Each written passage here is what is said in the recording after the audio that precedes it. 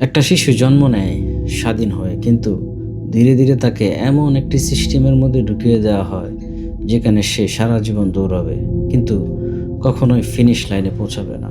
তুমি স্কুলে যাও, তারপর চাকরি, তারপর বিল, তারপর ঋণ, তারপর মৃত্যু, আর মাঝখানে একটা জীবন যেটা তুমি আসলে কখনো নিজের মতো করে বাঁচতেই পারোনি। আজকের ভিডিওটা আনকমফোর্টেবল হতে পারে, কারণ আজ আমরা কথা বলবো সেই অর্থনীতি নিয়ে যেটা তোমাকে সফল বানানোর কথা বলে, কিন্তু বাস্তবে তোমাকে নিয়ন্ত্রিত রাখে। ভিডিওর থাম্বনেলে তুমি যেটা দেখেছো, চোখ বাঁধা কয়েকটা শিশু, এটা কোনো র্যান্ডম আর্ট না, এটা পুরো একটা জেনারেশনের প্রতীক।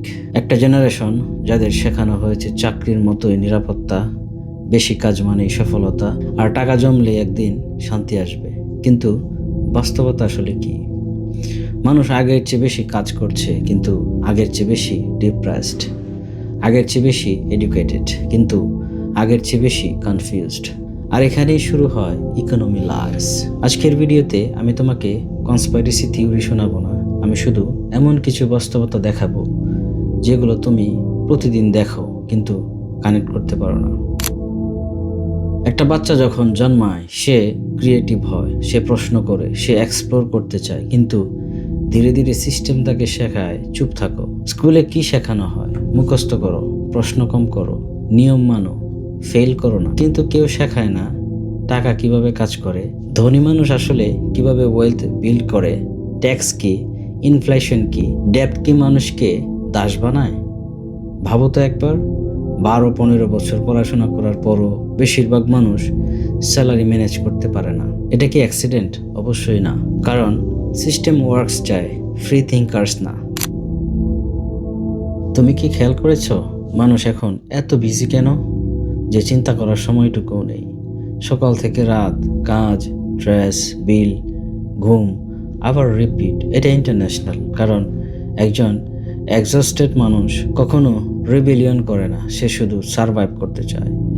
তোমাকে এমনভাবে ডিজাইন করা হয়েছে যাতে তুমি সবসময় নেক্সট পে চেক এর অপেক্ষায় থাকো। আর যখন তুমি সারভাইভাল মোডে থাকবে, তখন তুমি প্রশ্ন করবে না, why am I still stuck. তোমার বাবা হয়তো একসময় এক বেতনে পুরো পরিবার চালাতো, আজকে 2 জন কাজ করেও স্ট্রাগল। কেন? কারণ ইনফ্লেশন। কিন্তু ইনফ্লেশন শুধু ইকোনমিক টার্ম না, এটা সাইলেন্ট রবারি। তুমি যদি আজ $100 জমাও, আগামী কয়েক বছরে সেই $100 ভ্যালু কমে যাবে। মানে তুমি কাজ করছো, কিন্তু সিস্টেম ধীরে ধীরে তোমার পারচেসিং পাওয়ার খেয়ে ফেলছে। আর সবচেয়ে ডেঞ্জারাস পার্ট কি জানো? বেশিরভাগ মানুষ এটা বুঝেই না।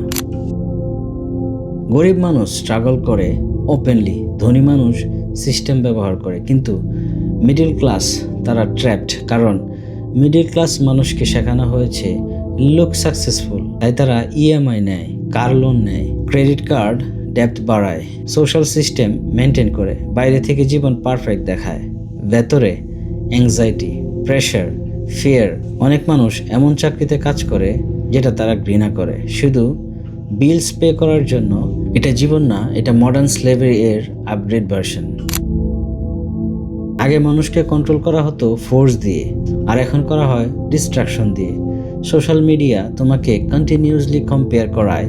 তুমি নিজের জীবন না দেখে অন্যের হাইলাইট রিল দেখো, তারপর ফিল করো আমি পিছিয়ে আছি, এবং তখন তুমি আরও বেশি কাজ করো, আরও বেশি কনজিউম করো, আরও বেশি ডিপ্রেসড হও।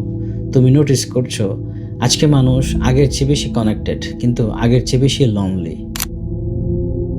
এখন প্রশ্ন হলো, আমরা আসলে কি করব?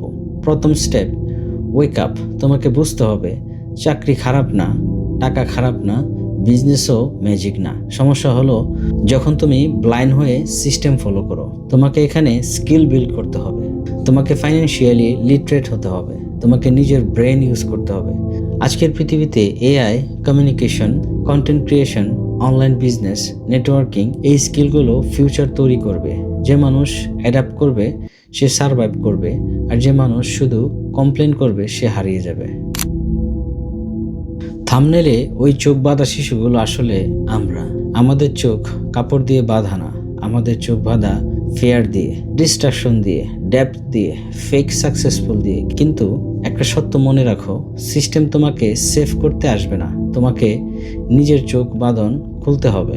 কারণ মানুষ তখনই ডেঞ্জারাস হয়ে যায় যখন সে চিন্তা করতে শুরু করে।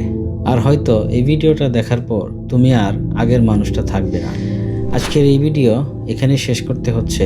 দেখা হচ্ছে পরবর্তী কোনো ভিডিওতে, পরবর্তী কোনো টপিক নিয়ে। আর অবশ্যই আমার চ্যানেলটিকে সাবস্ক্রাইব করবেন। দেখা হচ্ছে পরবর্তী কোনো ভিডিওতে। সে পর্যন্ত ভালো থাকুন। আল্লাহ হাফেজ।